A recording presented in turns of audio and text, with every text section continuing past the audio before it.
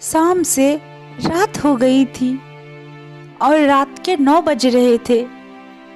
सास और ननद अर्चना को देख रही थी और अर्चना उनकी आंखों में देखकर डर से थर-थर कांप रही थी। उसकी सास चिल्लाकर बोली, तुम्हारी हिम्मत कैसे हुई मेरे घर में ऐसे कुछ करने की? 4 दिन भी नहीं हुए मेरे घर में आकर तुम्हें और खुद को मालकिन समझने लगी क्या? आने दो मेरे बेटे को। तुम्हारे हाथ पैर तोड़ने के लिए नहीं कहा तो मेरा नाम भी कविता देवी नहीं। आज क्या हुआ क्या पता। सास जितनी निर्दयी थी उतना ही निर्दयी अपने बेटे को भी कर दिया था। हर एक नई दुल्हन अपने पति के घर जाने के लिए राह देखती है, पर अर्चना वह तो उसके पति की राह भी कभी नहीं देखती थी, क्योंकि वह अपने पति से बहुत डरती थी। मन ही मन में भगवान का जाप जप रही थी कि उसका पति आज घर पर आए ही नहीं।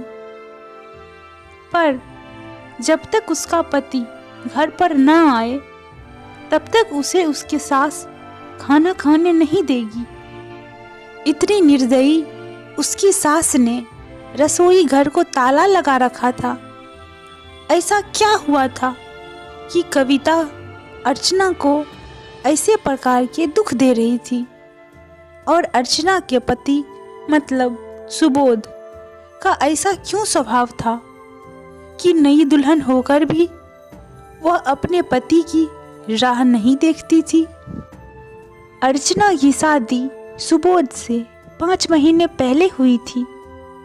अर्चना को माँ बाप नहीं थे।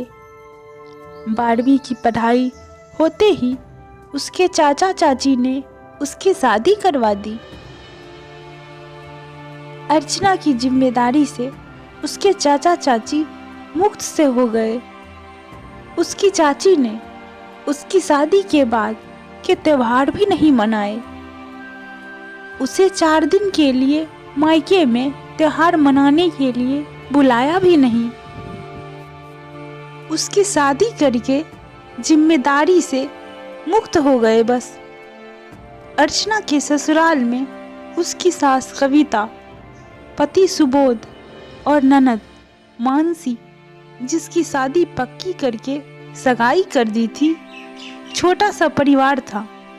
सुखी और शांतिपूर्ण गृहस्थी का सपना लेकर अर्चना इस घर में आई थी। पर सपना तो सपना ही होता है। हर समय सपना सच होगा कम मुमकिन होता है। उसका भी सुखी गृहस्थी का सपना तो सपना ही रह गया। अर्चना की उम्र 18 वर्ष पूर्ण हो गई थी और सुबोध 30 का था। दोनों के बीच में 12 साल का अंतर था। सास कविता ने अर्चना के लिए 10 नियम बनाए थे। सुबह 4 बजे उठकर पूरे घर की साफ सफाई करना, बाद में नहाकर भगवान की पूजा करना, पूजा करने के बाद रसोई में जाना, हमेशा सर पर पल्लू रखना, सबसे पहले खाना ना खाना, मतलब सबके खाने के बाद ही अर्चना खा सकती थी। ऐसे और भी कितने नियम कायदे कविता ने अर्चना के लिए बनाए थे। अर्चना को यह नियम पालन करने ही पड़ते थे, पर अभी उम्र ही क्या थी उसकी। उस वक्त उसके हाथ से अगर भूल भी हो जाती तो उसका पति या उसकी सास या फिर उसकी ननद उसे सजा देते ही देते थे। उसे मारने में भी कोई कमी नहीं रखते थे। उससे 5 साल बड़ी ननद मानसी उस पर हाथ उठाने के लिए आगे पीछे नहीं सोचती थी। शादी को 10-12 दिन हुए थे। हर रोज सुबोध 8 बजे तक आ जाता था, पर उस दिन 10 बज गए थे तब भी सुबोध आया नहीं था। अर्चना को बहुत जोर की भूख लगी थी। उसने खुद के लिए थाली बनाई और रसोई में खाने के लिए बैठी। अभी पहला निवाला मुंह में डाल रही थी कि तभी उसकी सास ने देख लिया। उस पर उसकी सास बहुत चिल्लाई, बोली, अर्चना से सहन नहीं हुआ। तभी अर्चना बोली, वह अभी तक नहीं आए, मुझे बहुत भूख लग रही थी इसीलिए खाने बैठी। सास कुछ बोलने वाली थी, तभी मानसी आगे आई और अर्चना को चाटा मार दिया। तुम्हारी हिम्मत कैसे हुई मेरी माँ के सामने बोलने की? तुम्हारे घर में तुम्हें खाना नहीं मिलता था क्या? मेरा भाई तुम्हारा पति है, उसकी राह नहीं देख सकती क्या? अरे औरतें अपने पति के लिए क्या क्या नहीं करती है। उतने में सास बोली, रहने दे मानसी, क्यों इसको संस्कार सिखा रही हो? माँ बाप तो रहे नहीं और चाचा चाची ने ऐसी लड़की हमारे पल्ले बांध दी। रहने दे, तू चल बाहर, मैं ही रसोई में ताला लगा देती हूँ। और उसे रसोई से बाहर धकेलकर ताला लगा देती हूँ। अर्चना आंखों में आंसू लाकर बस देखती रह गई। 11:30 बजे सुबोध घर आया। तभी कविता और मानसी ने मिर्च मसाला लगाकर अर्चना के खिलाफ सुबोध को भड़काया। वह तो माँ का भक्त, इतना ही सुनकर उसने गुस्से में आकर अर्चना को थप्पड़ मारा। उसे उस दिन खाना भी नहीं मिला। अभी आज की ही बात ले लो। अर्चना रसोई घर में खाना बनाकर कविता और मानसी को खाना दे रही थी। दोनों हॉल में टीवी देखते देखते खाना खा रही थी और इधर अर्चना एक एक गरम गरम रोटी उनको परोस रही थी। आज सुबह अर्चना को सिर्फ एक ही रोटी उसकी सास ने खाने को दी थी।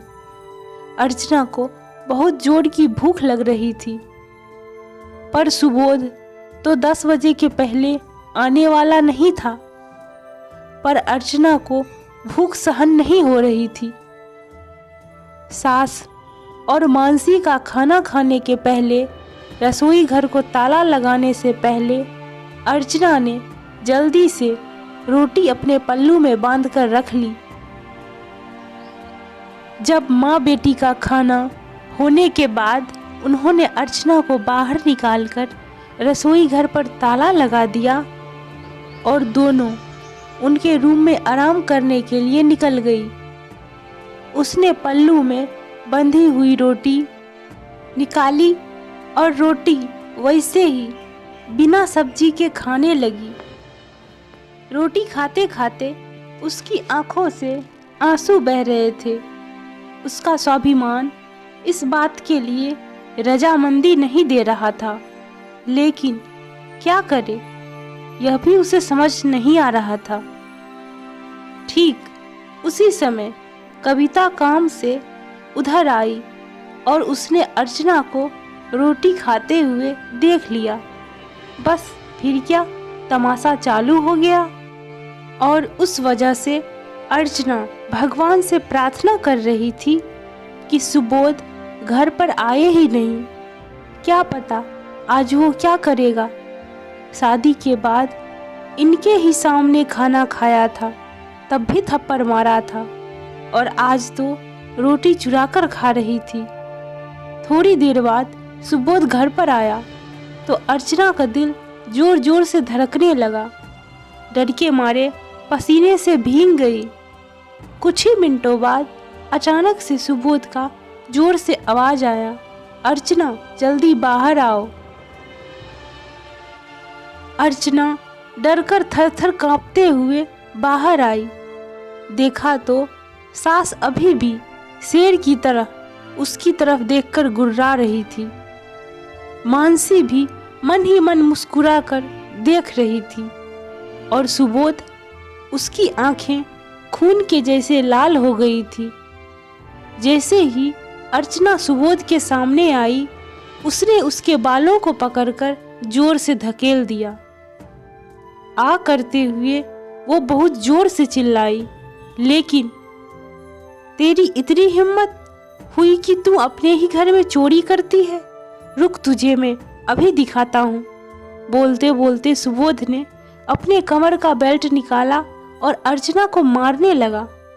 अर्चना जोर जोर से रोते हुए, दर्द से चिल्लाते हुए उससे माफ़ी मांग रही थी और उसके पति को और घर में रहने वाले 2 औरतों को उस पर दया नहीं आई।